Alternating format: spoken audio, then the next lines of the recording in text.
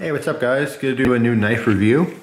Today we're talking about the Kershaw Needs Work. Pretty popular. I wouldn't say it's as popular as say the Skyline or the Leek from Kershaw, but definitely up there. Still a lot of interest in this lately. A lot of people do own this knife. I believe this is something that was available at Walmart for a period of time. And you have knives that are available at stores like Walmart. We're just so prevalent everywhere, like all around the world. They tend to be common, and they tend to be popular because of that fact alone, that people can easily go there and get them. And particularly when you're younger. If you're a teenager, a lot of times your parents don't want you ordering knives on the internet. They don't trust it for credit card stuff and yada yada yada. So if you happen to be at Walmart in the sporting section, then you pick up a knife. Maybe dad lets you get it or whatever.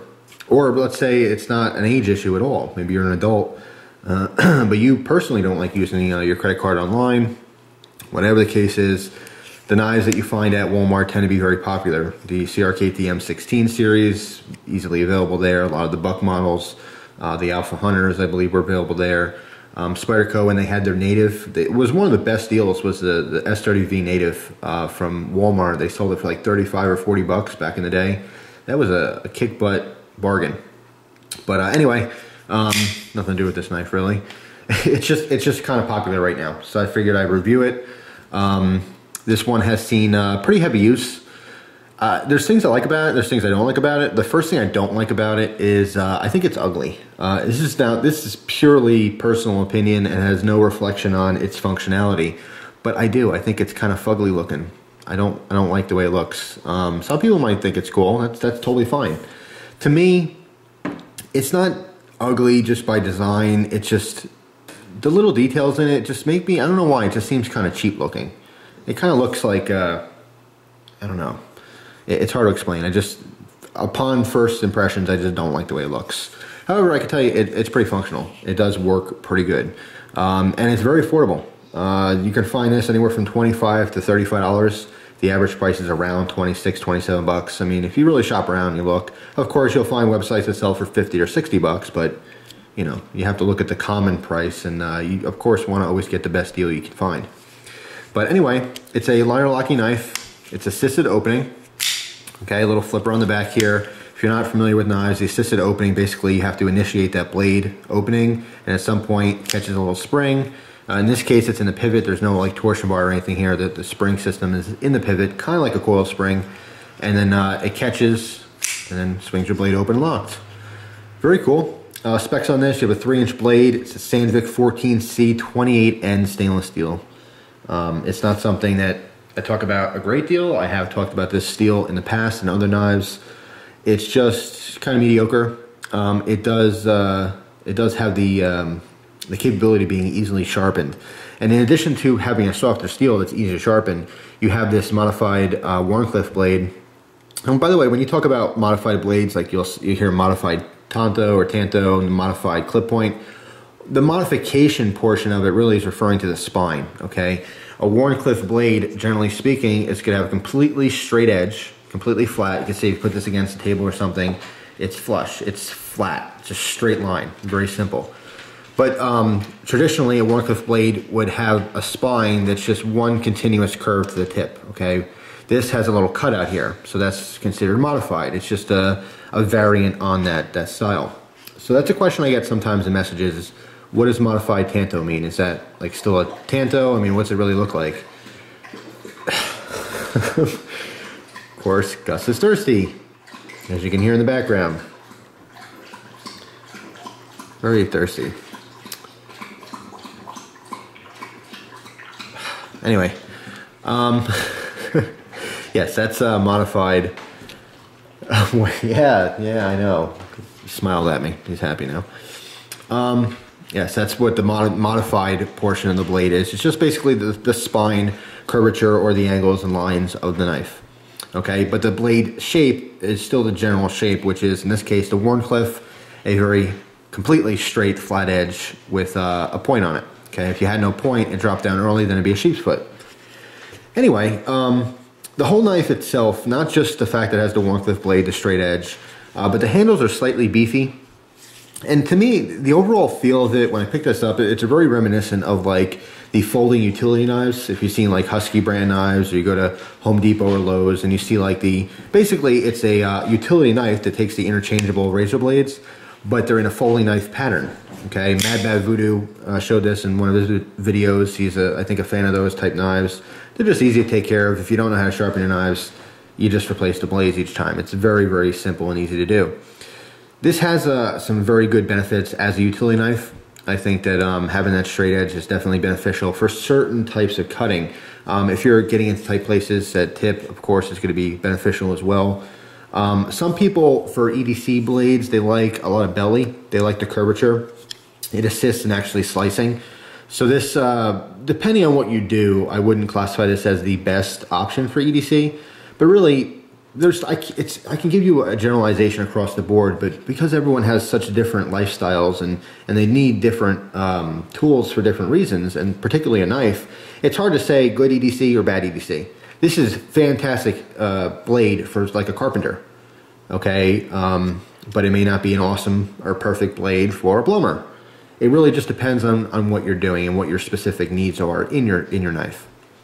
But anyway, generally speaking, I think it's a great beater knife. And what I mean by that is that if you happen to carry a more expensive knife that you really like and you just don't want to scratch it because that's the kind of knife person you are, then that's totally okay. Carry this too.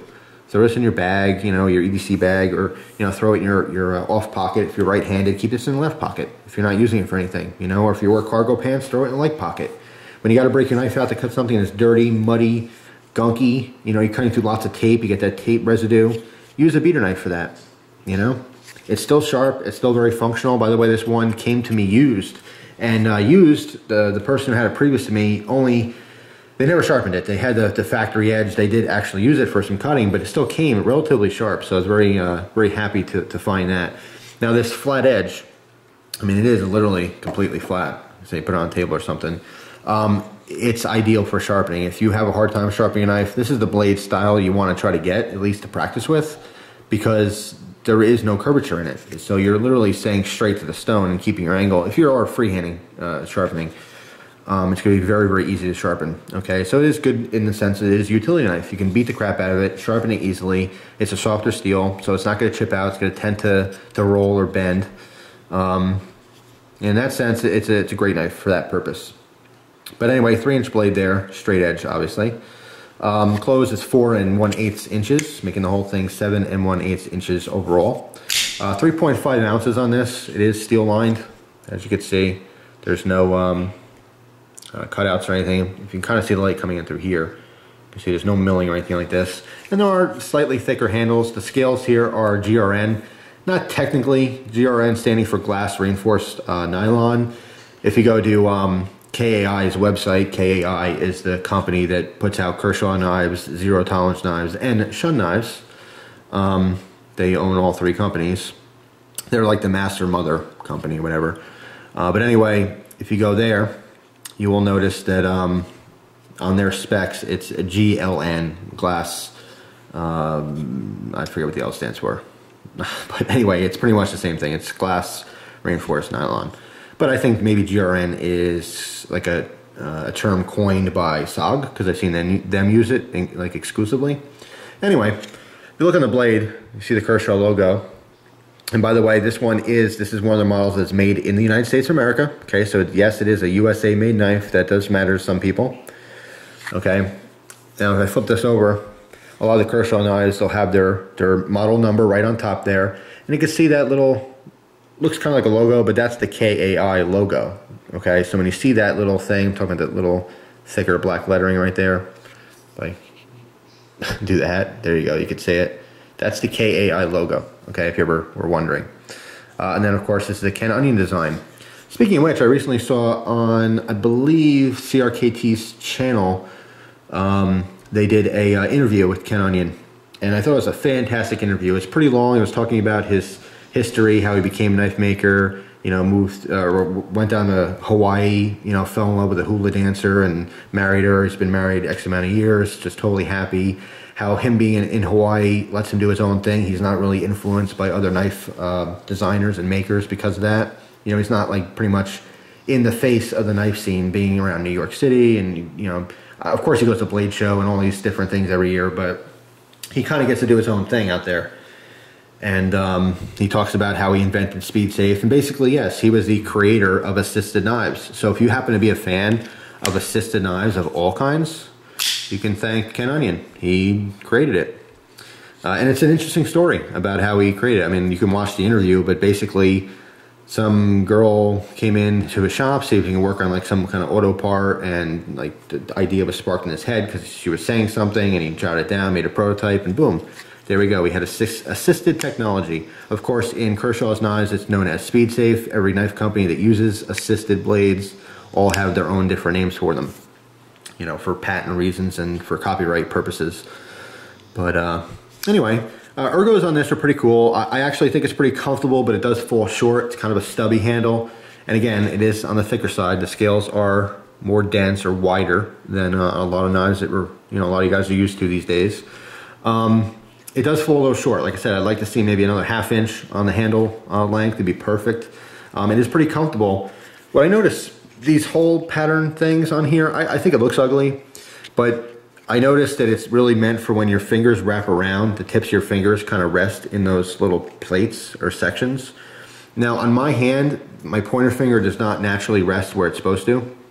The other 3 fingers kind of do. Like if I just were to pick up the knife and hold it, you can see my pointer finger happens to come short. Of course, we all have different hands, so it may not come short to you, but regardless, on these 3 fingers, it feels really good. I think it's ugly as sin. I really just don't like the way it looks. But if they could have put this on a knife that happened to fit my hand perfectly, I really love that concept. It's like a nice little, indentation where your fingertips land. And if I purposely put my fingertips in here, it feels like I'm playing an instrument or something. Like you put your fingers over the different holes. If you ever, not that I play instruments good, but I have tried to play instruments. Anyway, it's a really cool feeling. If it happens to fit your hand, it's pretty neat. So that's kind of cool.